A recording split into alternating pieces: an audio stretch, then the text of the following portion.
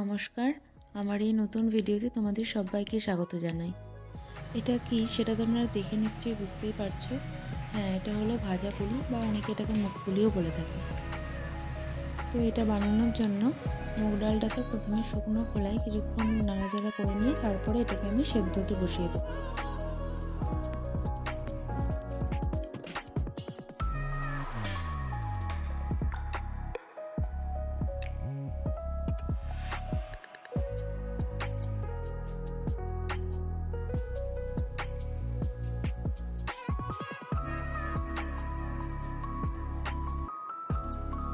এরপর এর মধ্যে একে একে দিয়ে দেবো আদা বাটা, পরিমাণ মতো লবণ,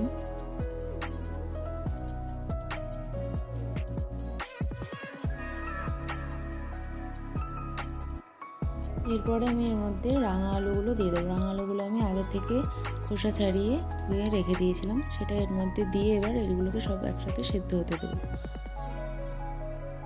এর মধ্যে আমি একটু লঙ্কা বাটাও অ্যাড করেছিলাম, এটা আমি প্রথমে দিতে ভুলে গেছিলাম। তো এরপর সেদ্ধ হয়ে যাওয়ার পর এটাকে একটা বাটিতে ঢেলে নিয়ে অল্প অল্প করে চালের গুঁড়ো দিয়ে মাখিয়ে নিতে হবে।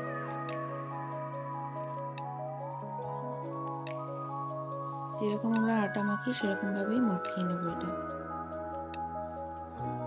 মাখা হয়ে গেলে কিছুক্ষণের জন্য ঢাকা দিয়ে রেখে দেব।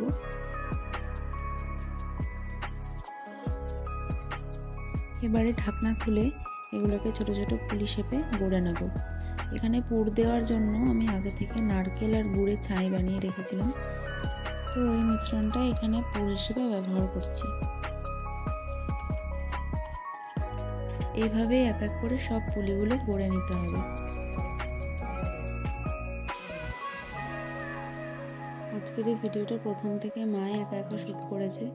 আমি এই লাস্টের দিকে পুলি গড়ার সময় থেকে এসে আমি ভিডিওটা মাকে করে দিয়েছি। মা একা একা রান্না করতে করতে এই প্রথম কোনো ভিডিও করলো। তো তোমরা সবাই জানিও কমেন্টে যে কীরকম হয়েছে প্রথম থেকে যে ভিডিওটা তোমরা দেখলে। কথা বলতে বলতে সব পুলিগুলো গড়া হয়ে গেছে। এরপরে কড়াইয়ে তেল গরম করে এগুলো এক এক করে সব ভেজে নেব।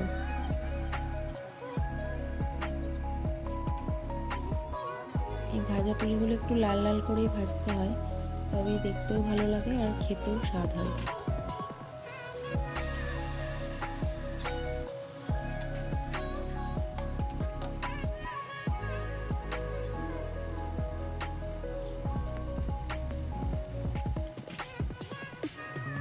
এইভাবে গোল্ডেন ব্রাউন করে সব পিঠেগুলো এক এক করে এবার ভেজে তুলে নেব।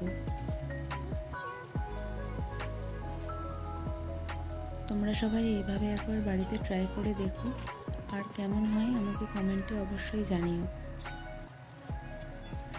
আমার আজকের এই ভিডিওটা যদি তোমাদের ভালো লেগে থাকে তাহলে অবশ্যই লাইক, কমেন্ট, শেয়ার করো। আর এরকমই আরও নতুন নতুন ভিডিও দেখার জন্য চ্যানেলটিকে সাবস্ক্রাইব করে দিও। Thank you for watching.